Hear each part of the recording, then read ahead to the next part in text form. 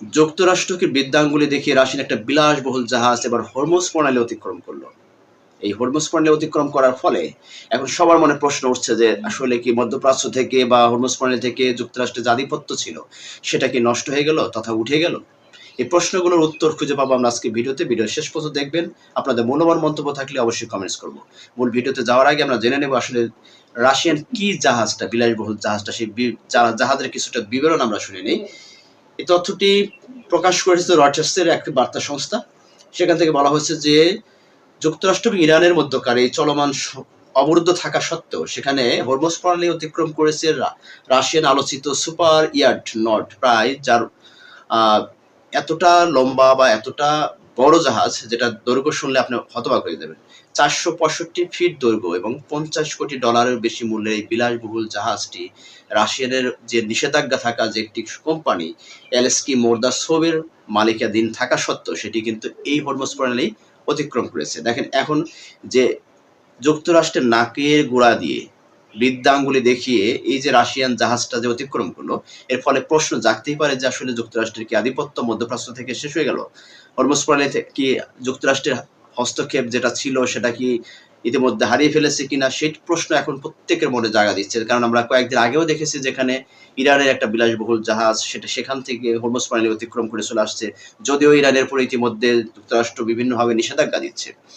প্রায় 24টা কোম্পানির উপর নিষেধাজ্ঞা দেওয়া হয়েছে এবং অনেকগুলো জাহাজের উপর নিষেধাজ্ঞা দেওয়া হয়েছে, জাহাজ কোম্পানির উপরে। তো এই বিষয়টি নিয়ে এখন আলোচনার জন্ম দিয়েছে যে তাহলে হরমুজ প্রণালী এখন পুরোপুরি কি ইরানের নিয়ন্ত্রণে চলে গেছে কিনা, এই প্রশ্নগুলো জায়গা দিয়েছে। কারণ যদিও যুক্তরাষ্ট্রের পক্ষ থেকে বারবার বলা হচ্ছে যে হরমুজ প্রণালীর উপর দিয়ে যারা যাবে বা এই পথটাকে অতিক্রম যারা করবে তাদের উপর নিষেধাজ্ঞা আরো বাড়ানো হবে।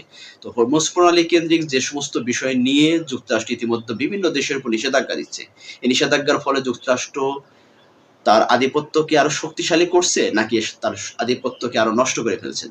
দর্শক, বিষয়টি নিয়ে যদি একটু বিশ্লেষণ করা যায় সেটি হতে পারে যে এই যে নিষেধাজ্ঞাগুলো আন্তর্জাতিক আইন অমান্য করে যে সমস্ত নিষেধাজ্ঞা দেওয়া হচ্ছে, এই নিষেধাজ্ঞার ফলে যুক্তরাষ্ট্র অনেকটাই একঘরে হয়ে যাচ্ছে। কারণ আমরা দেখেছি যে ইরান রাশিয়ান যে যুদ্ধ এই বিমান জাহাজের উপরে যে নিষেধাজ্ঞা দেওয়া হয়েছে সেখানে চীনের চীনের পক্ষ থেকে সরাসরি বলা হচ্ছে যে চীনের জাহাজের উপর সেখানে চীনের পক্ষ থেকে সরাসরি এটা বলা হয়েছে আন্তর্জাতিক আইন লঙ্ঘন করে যুক্তরাষ্ট্র যে সমস্ত নিষেধাজ্ঞা দিচ্ছে এটার পাল্টা বা আমরা প্রতিরোধ বলেন বা এটার কি কি বলবেন যে এটাকে যদি এই আন্তর্জাতিক আইন লঙ্ঘন করে যদি এই সমস্ত নিষেধাজ্ঞা থেকে দিয়ে থাকতে থাকে মানে দিতে পারে যুক্তরাষ্ট্র, তাহলে এটা শক্ত হাতে দমন করা হবে। ইরানের পক্ষ থেকে কিন্তু স্পষ্ট বার্তা দেওয়া হয়েছে।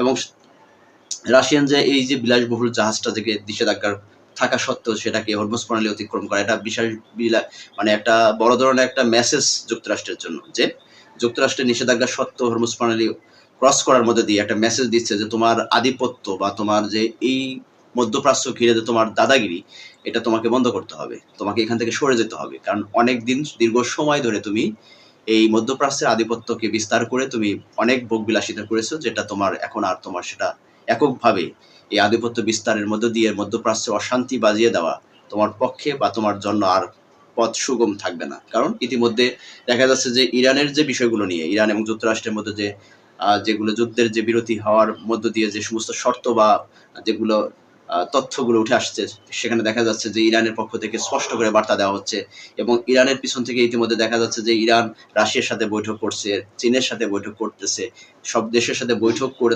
তারপর তাদের শর্তগুলো জুড়িয়ে দেওয়ার চেষ্টা করছে। এর মাধ্যমে মেসেজ কিন্তু অলরেডি পেয়েও যাচ্ছে যুক্তরাষ্ট্র। কারণ এই সমস্ত নিষেধাজ্ঞা সত্ত্বেও যখন বড় বড় জাহাজগুলো বা এই সমস্ত মানে বিলাসবহুল জাহাজগুলো যখন হরমুজ প্রণালী অতিক্রম করে, তখন এই অতিক্রমের মধ্য দিয়েই কিন্তু একটা মেসেজ বা বার্তা দেওয়ার চেষ্টা করছে পরাশক্তি রাষ্ট্রগুলো যুক্তরাষ্ট্রকে। এখন যুক্তরাষ্ট্র যদি মনে করে যে এই নিষেধাজ্ঞা দিয়ে যদি এই সমস্ত পরাশক্তি রাষ্ট্রগুলোকে দামিয়ে রাখা যাবে, তাহলে হয়তো যুক্তরাষ্ট্র সেটা হবে ভুল সিদ্ধান্ত। কারণ আন্তর্জাতিক আইন লঙ্ঘন করে যখন একটার পর একটা নিষেধাজ্ঞা দিতে থাকবে, তখন সেই বিষয়গুলো হবে হলো এটা জাতিসংঘের কাছে একটা নালিশ যাবে। আর জাতিসংঘের কাছে যখন নালিশ যাবে তখন এই বিষয়গুলো নিয়ে কিন্তু আবার নতুন করে আইন হয়তো বা আবার আসতেই পারে, স্বাভাবিক। কারণ যখন যুক্তরাষ্ট্র এককভাবে একক শক্তিতে যখন নিষেধাজ্ঞা দিতে থাকবে, তখন আন্তর্জাতিক যে জাতিসংঘের যে সমস্ত শান্তি আর প্রিয় বা শান্তি যে কমিটির যে সমস্ত দেশগুলো আছে এই সমস্ত শক্তিশালী পরাশক্তি রাষ্ট্রগুলো তারা কিন্তু এই আইনটাকে কিন্তু তারা ভিন্নভাবে আবার সাজানোর চেষ্টা করবে, জাতিসংঘ উত্থাপন করবে, জাতিসংঘ সেটাকে দেখবে। কারণ পক্ষে যে শক্তিশালী দেশগুলো থাকবে, বিপক্ষে যে সমস্ত দেশগুলো থাকবে তাদের সাথে কম্পেয়ার করে কিন্তু এটা একটা নতুন আইন হতে পারে। সেক্ষেত্রে দেখা যাবে যে যুক্তরাষ্ট্রের জন্য এটা কিন্তু বড় ধরনের একটা ঝুঁকি বা বড় ধরনের জন্য একটা ধাক্কা খেতে পারে। কারণ একটার পর একটা যেভাবে নিষেধাজ্ঞা দিয়ে কিন্তু আসলে আন্তর্জাতিক বাণিজ্য বা আন্তর্জাতিক যে ব্যবসায়িক এই সমস্ত সংগঠনগুলোকে যে সমস্ত বিপদের মধ্যে ফেলে দিচ্ছে, তথা অর্থনৈতিকভাবে সারা বিশ্বটাকে যেভাবে তিনি মানে কক্ষিগত করার চেষ্টা করছে, এবং এই সমস্ত জ্বালানি সংকটের কারণে সারা বিশ্বের কিন্তু অর্থনৈতিক সংকট এবং জীবনযাত্রার মানও এখানে সংকটের মধ্যে পড়ছে, বড় বড় রাষ্ট্র যেগুলো আছে সেগুলো। তো সব বিষয় মিলে কিন্তু আসলে যে এই যে আন্তর্জাতিক আইন লঙ্ঘন করে যুক্তরাষ্ট্রের যে নিষেধাজ্ঞাগুলো, এগুলো অবশ্যই বড় ধরনের একটা মেসেজ দিচ্ছে যে আগামী দিনে যে যুক্তরাষ্ট্রের একক আধিপত্য মধ্যপ্রাচ্যে সেটা কিন্তু অবশ্যই নষ্টের পথে। কারণ রাশিয়ান এই যে এখন যে এটা একটা চ্যালেঞ্জ, রাশিয়ানের জন্য একটা চ্যালেঞ্জ। রাশিয়ার এই যে বিলাসবহুল একটা জাহাজ হরমুজ প্রণালী অতিক্রম করলো, সেই জাহাজটা অতিক্রম করার ফলে এটা কিন্তু একটা চ্যালেঞ্জের মোকাবেলা করেছে যুক্তরাষ্ট্র। কারণ যুক্তরাষ্ট্র ভুল করেও রাশিয়ান অথবা চীনের জাহাজগুলোর উপর আক্রমণ করতে যাবে না, যদিও নিষেধাজ্ঞা দিবে কিন্তু আক্রমণ করতে যাবে না। কারণ সে ভালো করেই জানে যে যদি এই সমস্ত পরাশক্তি রাষ্ট্রগুলো জাহাজের উপর আক্রমণ করার চেষ্টা করে তাহলে পাল্টা আক্রমণটা কতটা ভয়ানক হতে পারে সেটা যুক্তরাষ্ট্র বুঝতে পারবে না। কারণ একমাত্র ইরানের পাল্টা আক্রমণই সহ্য করতে পারছে না এখন যুক্তরাষ্ট্র।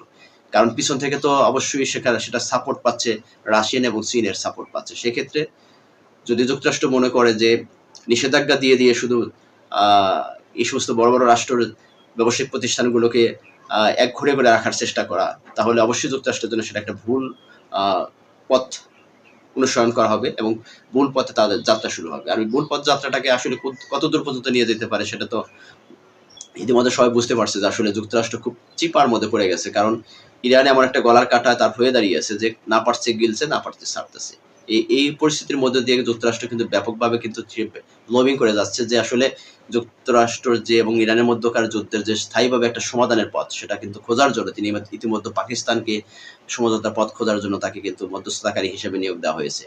যদিও মার্কিন যুক্তরাষ্ট্রের কিন্তু খুব অনুগত একটি রাষ্ট্র হচ্ছে পাকিস্তান, এবং ইরানের সাথে ভালো একটা সম্পর্ক আছে, ব্যালেন্স করতে পারতেছে সে। দুই দেশের মধ্যে কথোপকথন, দুই দেশের মধ্যে একটা যোগাযোগের ব্যবস্থা তিনি করছেন, ভালো একটা কূটনৈতিক সম্পর্ক তিনি কিন্তু আদান প্রদান করতেছে। তারপরেও ইতিমধ্যে দেখা যাচ্ছে যে যুক্তরাষ্ট্র চীনের যে রাষ্ট্রপতি তার সাথে কিন্তু যোগাযোগের ব্যবস্থা করতেছে, এবং আগামী 14ই মে চীনের রাষ্ট্রপতির সাথে একটা বৈঠক হবার কথা আছে যুক্তরাষ্ট্রের প্রেসিডেন্টের সাথে। এই বৈঠকের মধ্যে সবচেয়ে মূল যেটা আন্তর্জাতিক যে বিভিন্ন বিষয়গুলোর সাথে সাথে মূল প্রাধান্য পাবে হচ্ছে ইরান এবং যুক্তরাষ্ট্রের যে যুদ্ধ বিরতির একটা সমঝোতার পথ, সেটা সবচেয়ে বেশি প্রাধান্য পাবে। কারণ যুক্তরাষ্ট্র ভালো করে জানে যে চীন যদি হস্তক্ষেপ করে তাহলে হয়তো বা ইরান একটা ভালো সমঝোতার পথ অনুসরণ করতে পারে বা ধরতে পারে। এবং রাশিয়ার সাথেও কিন্তু সে যোগাযোগ করার চেষ্টা করতেছে, এবং ইতিমধ্যে দেখেছি যে ইরানের পররাষ্ট্রমন্ত্রী আব্বাস আরাকচি তিনিও রাশিয়ার যোগাযোগ করছেন, রাশিয়ার প্রেসিডেন্টের সাথে আলাপ আলোচনা করছেন। তাদের কাছ থেকে কিন্তু বিভিন্ন রকমের ইনফরমেশন বা তাদের কাছ থেকে একটা পরামর্শ নিয়েই আসলে আগামী দিনে যুদ্ধ বিরতির মধ্যে একটা স্থায়ী সমাধানের একটা পথ খোঁজা হচ্ছে উভয় দেশই। তারপরে আমি মনে করি যে এই মুহূর্তে যুক্তরাষ্ট্র যেভাবে স্ট্রাইক দিয়ে যাচ্ছে বা এই সমস্ত স্যাংশন দিয়ে যাচ্ছে বিভিন্ন প্রতিষ্ঠানগুলোর উপরে, আন্তর্জাতিক বিভিন্ন ব্যবসায়িক প্রতিষ্ঠানগুলোর উপরে, এই স্যাংশন থেকে দূরে থাকতে হবে। নিজের আধিপত্য বিস্তার করতে গিয়ে, নিজের ক্ষমতাকে জাহির করতে গিয়ে স্যাংশন যত পড়বে ততই যুক্তরাষ্ট্র বিপদের মধ্যে পড়বে। তো আসলে স্যাংশন দিয়ে কোনো পরাশক্তি রাষ্ট্রগুলোকে দামিয়ে রাখা সম্ভব না। আলোচনা এবং সমঝোতার মধ্য দিয়েই এই সমস্ত রাষ্ট্রের সাথে তাকে ব্যালেন্স করে চলতে হবে, নতুবা যুক্তরাষ্ট্র আগামী দিনে অনেক সমস্যায় পড়তে যাচ্ছে বা অনেকটা পড়ে গেছে, আগামী দিনে আরো বড় সমস্যায় পড়বে, এটাই স্বাভাবিক। দর্শক, আজকের মতো এই পর্যন্তই। ভালো থাকবেন, সুস্থ থাকবেন, নিজের প্রতি যত্ন নেবেন। ধন্যবাদ সকলকে। আসসালামু আলাইকুম।